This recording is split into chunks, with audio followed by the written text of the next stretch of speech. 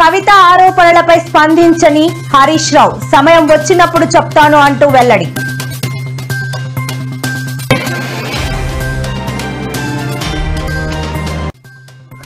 AP CM Chandrababu deputy CM Pawan Kalyan పై కేఏ పాల్ సంచలన వ్యాఖ్యలు. తన చారిటీ సంస్థల జోలికి రావద్దని హెచ్చరిక.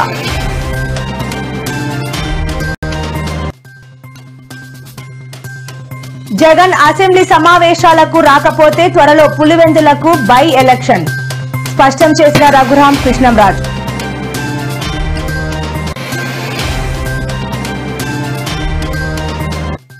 లోని క్యాంపు కార్యాలయంలో పవన్ తో నిమ్మల భేటీ. ఈ నెల 24న జరగనున్న కుమార్తె శ్రీజ వివాహానికి ఆహ్వానం.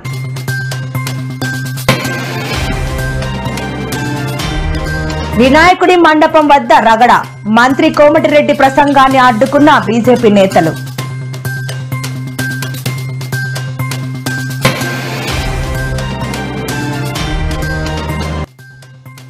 వైఎస్ జగన్ తీసుకొచ్చిన ప్రభుత్వ మెడికల్ కాలేజీలను ప్రైవేట్ పరం చేసే ప్రయత్నం మండిపడ్డ వైసీపీ నాయకులు.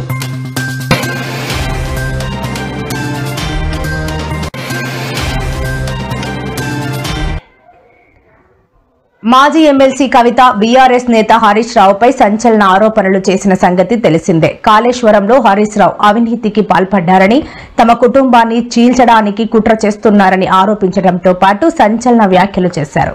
అయితే ప్రస్తుతం హరీష్ రావు తన కూతురి అడ్మిషన్ కోసం విదేశాల్లో ఉండగా అక్కడ మీడియా ఆయనను కవిత ఇష్యూపై ప్రశ్నించింది. కానీ ఆయన సమాధానం చెప్పలేదు. అయితే ఈ రోజు కాకపోయినా రేపైనా హరీష్ రావు కవిత చేసిన ఆరోపణలకు సమాధానం ఇవ్వాల్సిందే.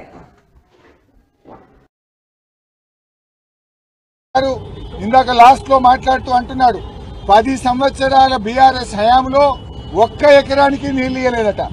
నేనేం ఛాలెంజింగ్ బట్టి విక్రమార్క గారు, మీరు ఒకవేళ మా ఛాలెంజ్ ను స్వీకరిస్తే నేను శాసన సభ్యత్వానికి రాజీనామా చేసి మళ్ళీ పోటీ కూడా చేయను.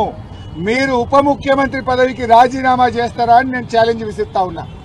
బీఆర్ఎస్ హయాంలో 17 లక్షల ఎకరాలకు మేము నీళ్లు ఇచ్చాము. మీరు 1 ఎకరానికి ఇవ్వలేదని మాట్లాడతారా? దమ్ముంటే అసెంబ్లీలో ఎవరు అబద్దాలు మాట్లాడుతున్నారు? మళ్ళీ అంటాడు మొత్తం బీఆర్ఎస్ తప్పుడు మాట్లాడింది. తప్పుడు మాట్లాడడం మీరు. 1 ఎకరానికి నీళ్లు ఇవ్వలేదని అబద్దం ఆడింది మీరు. ఇవాళ 17 లక్షల ఎకరాల కొత్త ఆయకట్టుకు ఇచ్చాం. 20 లక్షల ఎకరాలు స్టెబిలైజేషన్ చేశాం. 37 లక్షల. ఈరోజు బీఆర్ఎస్ పార్టీ కేసీఆర్ గారి నాయకత్వంలో ఎన్నో అద్భుతాలు సాధించింది. ఒకప్పుడు భారతదేశంలో ఏముంటేదంటే బెంగాల్ ఆచరిస్తుంది, దేశం అనుసరిస్తుంది అనేవారు. కానీ కేసీఆర్ గారి చరిత్రను తిరగరాసిండ్రు. తెలంగాణ ఆచరిస్తుంది, భారతదేశం అనుసరిస్తుంది చేసి చూపించారు కేసీఆర్. ఇదేదో పొలిటికల్ స్పీచ్ కాదు. మీరు లాస్ట్ 10 years లో చూస్తే, మీరు గూగుల్లో సెర్చ్ చేస్తే పర్ క్యాపిటా ఇన్కమ్ లో మన తెలంగాణ రాష్ట్రం దేశంలో అగ్రగామిగా ఉంటుంది. పర్ క్యాపిటల్ పవర్ కన్జంప్షన్ లో ఇండియాలో మనం టాప్ 2-3 లో ఉంటాం.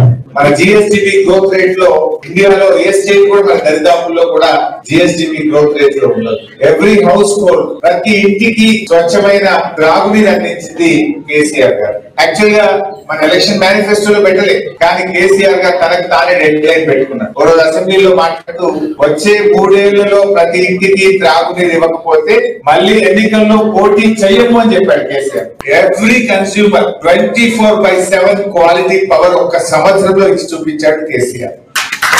60 ఏళ్లలో దాని పని ఒక్క సంవత్సరంలో చేసి చూపించింది బీఆర్ఎస్ ప్రభుత్వం. వాస్తవం పోచారం శ్రీనివాస్ రెడ్డి గారు నిజానికి వారికి లభించిన ప్రాధాన్యత మన పార్టీలో. AP CM Chandrababu deputy CM Pawan Kalyan పై ప్రజాశాంతి పార్టీ అధ్యక్షుడు కేఏ పాల్ తీవ్ర స్థాయిలో విరుచుకుపడ్డారు. తన జోలికి వస్తే సహించేది లేదని, వారం రోజుల్లో తన సత్తా ఏంటో చూపిస్తానని ఆయన ప్రభుత్వాన్ని హెచ్చరించారు. విజయవాడలో నిర్వహించిన మీడియా సమావేశంలో మాట్లాడుతూ ఆయన ఈ సంచలన వ్యాఖ్యలు చేశారు. ఆయన 120 ఏళ్లు బతుకుతున్నానంటున్నారు, కానీ నేను తలుచుకుంటే 125 రోజుల్లోనే పైకి పోతారు. నా ప్రేయర్ బుక్ లో అందరి పేర్లు రాసుకున్నాను అంటూ తీవ్ర వ్యాఖ్యలు చేశారు. తన చారిటీ సంస్థల జోలికి రావద్దని హెచ్చరించారు.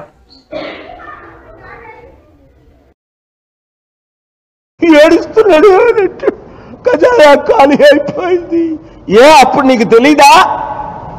10 లక్షల కోట్ల అప్పు ఉన్నది 13 లక్షల కోట్లని అబద్ధం ఆడేవే చంద్రబాబు నాయుడు. అప్పుడు నువ్వు ఇవన్నీ చేయలేవు, మనం కలిసి చేద్దాం అంటే నువ్వు చేతులు కలిపావా? మోదీతో కలిపావు. ఆ సిగ్గులేని పవన్ కళ్యాణ్ ఆడు యూజ్లెస్ ఫెలో, వాడు రాష్ట్రాన్ని సర్వనాశనం చేశాడు. అందుకే వాడు సోల్జర్స్ అందరూ వాడిని తిడుతున్నారు. 4 కోస్తావా సూపర్ 6 గురించి అడిగితే దమ్ముంటే కొయ్యరా. నాతో పెట్టుకున్నాడు ఎవడు మిగల్లా. 7గురిలో 7గురు పోయారు. మీరు ఆలోచించక ముందే నన్ను చంపాలని అందరూ పోయారు. అమెరికన్స్ పోయారు, ఇండియన్స్ పోయారు. ఏడుస్తున్నాడు ఖజానా ఖాళీ అయిపోయింది. అప్పుడు నీకు తెలీదా? 10 లక్షల కోట్ల అప్పు ఉన్నది 13 లక్షల కోట్లని అబద్ధం ఆడేవే Chandrababu Naidu. Railway station, bus station, shopping malls, పర్యాటక ప్రదేశాలు, పండుగల సమయాల్లో మహిళలు కనిపిస్తే చాలు ఈవిటీజింగ్ చేస్తూ ఆకతాయిలు రెచ్చిపోతున్నారు. ఈ క్రమంలోనే తాజాగా యువతితో ఓ వ్యక్తి చేసిన పనికి నేటిజన్లు అతనిపై మండిపడ్డారు. తన పక్క సీట్లో కూర్చొని ఉన్న యువతి ఎదపై వ్యక్తి అసభ్య తీరుగా అక్కడే చూస్తూ ఉండిపోతాడు. ఇది గమనించిన యువతి వీడియో తీసి సోషల్ మీడియాలో పోస్ట్ చేయడంతో వైరల్గా అయింది.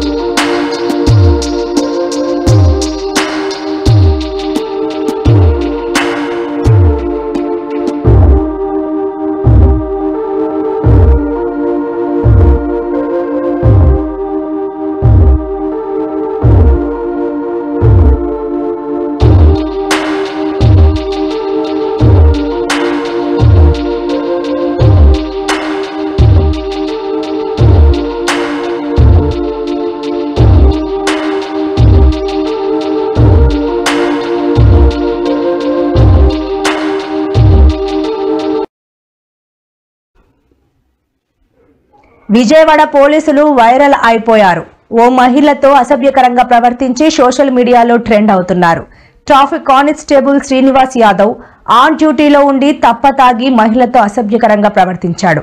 దీంతో ఆమె అతన్ని కాలర్ పట్టుకుని నిలదీసింది. గట్టిగానే చేతులతో బుద్ధి చెప్పింది. దీంతో ఈ గొడవలో జోక్యం చేసుకున్నాడు బీట్ కానిస్టేబుల్ కోటేశ్వరరావు. కానీ పరిస్థితి తీవ్రం కావడంతో ఇద్దరిని బాధినట్లు తెలుస్తోంది. విధుల్లో నిర్లక్ష్యం, క్రమశిక్షణ రాహిత్యం ఈ కింద 2 కానిస్టేబుళ్లను ఇప్పటికే సస్పెండ్ చేయగా నేటిజన్ల రియాక్షన్ నెక్స్ట్ లెవెల్లో ఉన్నాయి.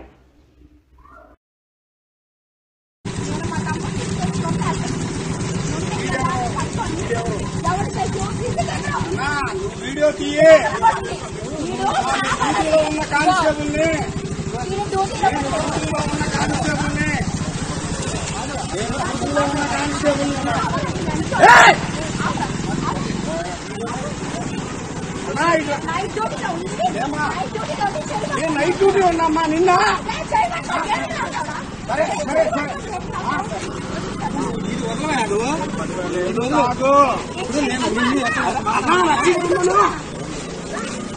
అన్నా పట్టుకో.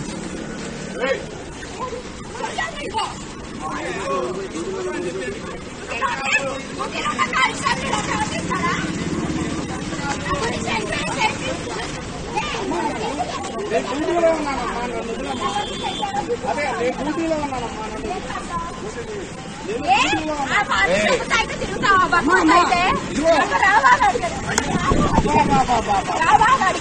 అక్కడ 100 మంది ఉన్నారు, 100 మంది ఉన్నారు, సాక్షి 100 మంది ఉన్నారు.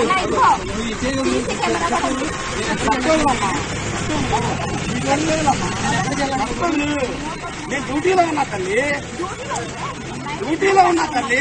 మోదీతో ఏపీ మంత్రి నారా లోకేష్ భేటీ అయ్యారు. కేంద్ర సాయం, పెండింగ్ ప్రాజెక్టులు, కేంద్ర పథకాల అమలు, తాజా రాజకీయ పరిస్థితులపై ప్రధానితో ఆయన చర్చించారు. సుమారు 45 నిమిషాల పాటు ఈ భేటీ సాగింది. రాష్ట్రంలో పెట్టుబడుల ఆకర్షణకు సహకారం అందించాలని ప్రధానిని లోకేష్ కోరారు. ఏపీలో సెమీ కండక్టర్ యూనిట్ మంజూరు చేసినందుకు కృతజ్ఞతలు తెలిపారు. రాష్ట్రంలో ఐటీ ఎలక్ట్రానిక్స్ పరిశ్రమల స్థాపనకు చేయూత అందించాలని విజ్ఞప్తి చేశారు.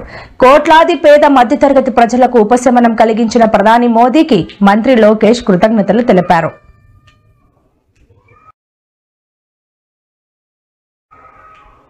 త్వరలోనే పులివెందలకు బై ఎలక్షన్ అంటూ సంచలన వ్యాఖ్యలు చేశారు రఘురాం కృష్ణంరాజు. జగన్ ఎమ్మెల్యే సభ్యత్వంపై డిప్యూటీ స్పీకర్ రఘురాం కృష్ణంరాజు సంచలన వ్యాఖ్యలు చేశారు. పులివెందులకు బై ఎలక్షన్ వచ్చే అవకాశం ఉందని బాంబ్ పేల్చారు. అసెంబ్లీ సమావేశాలను బహిష్కరిస్తే ఎమ్మెల్యే పదవికి అర్హత లేనట్లే భావించాలని తెలిపారు. రఘురాం కృష్ణంరాజు మాజీ సీఎం జగన్ అసెంబ్లీ సమావేశాలకు రావాలని కోరుకుంటున్నా అని తెలిపారు. రఘురాం కృష్ణంరాజు చేసిన ఈ వ్యాఖ్యలపై వైసీపీ పార్టీ నేతలు ఆగ్రహం వ్యక్తం చేస్తున్నారు. జగన్మోహన్ రెడ్డిని టచ్ చేసే దమ్ము ఎవరికీ లేదని కౌంటర్ ఇస్తున్నారు.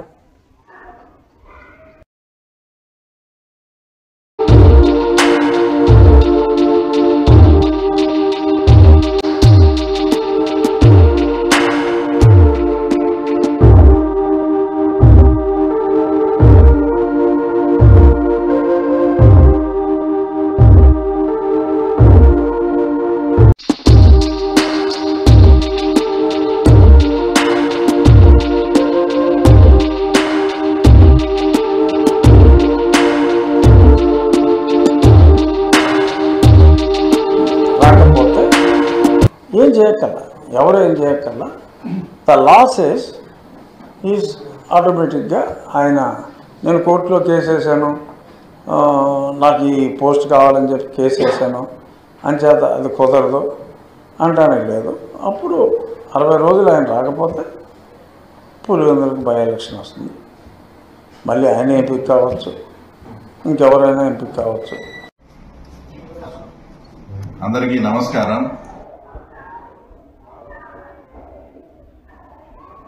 వినాయకుడి నిమజ్జనానికి వెళ్లి నదిలో కొట్టుకుపోయిన వ్యక్తికి సంబంధించిన షాకింగ్ వీడియో వైరల్ గా మారింది.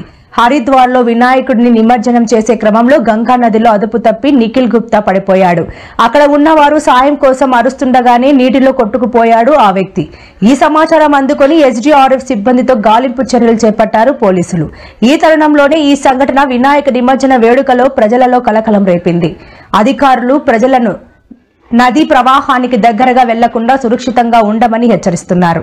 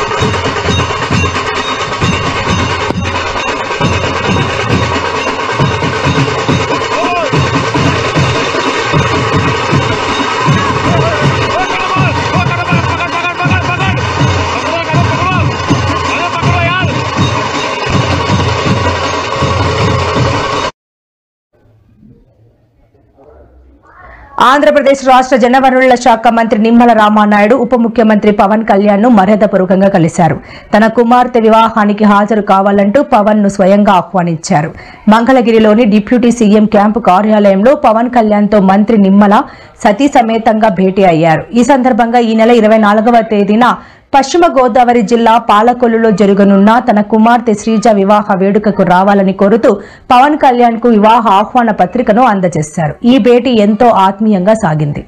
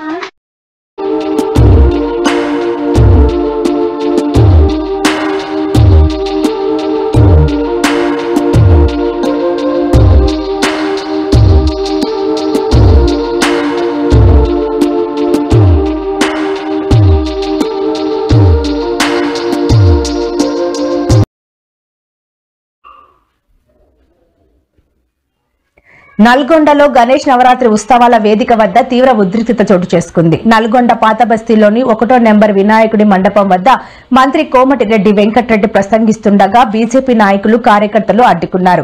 పవిత్రమైన పండుగ వేదికపై మంత్రి రాజకీయ ప్రసంగాలు చేయడం ఏమిటని కోమటిరెడ్డిపై బీజేపీ నేతలు తీవ్ర ఆగ్రహం వ్యక్తం చేశారు. ఈ క్రమంలో కాంగ్రెస్ బీజేపీ శ్రేణుల మధ్య మాటామాట పెరిగి తీవ్ర వాగ్వాదం తోపులాట చోటు చేసుకున్నాయి. దీంతో ఆ ప్రాంతంలో ఒక్కసారిగా గందరగోళ వాతావరణం నెలకొంది.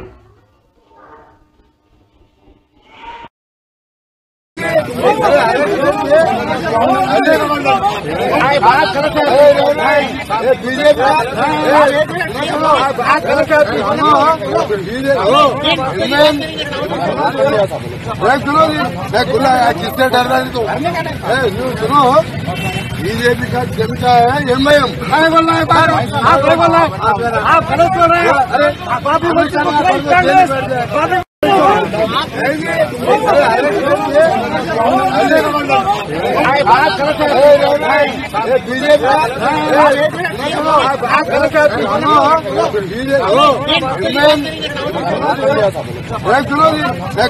किससे डर रहा है? तो सुनो, बीजेपी का जनता है एमआईएम। आप बोल रहे हैं, आप गलत बोल रहे हैं। अरे